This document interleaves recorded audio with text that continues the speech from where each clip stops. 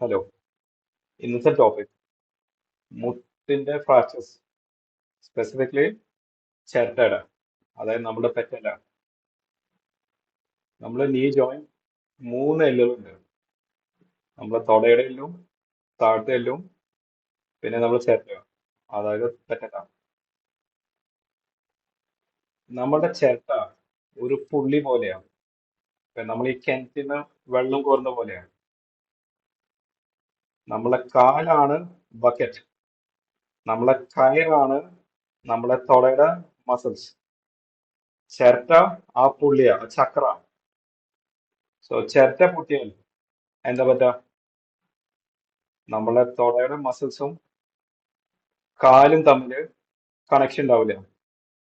So അത് മുട്ട് നമുക്ക് നൂർത്താൻ പറ്റില്ല.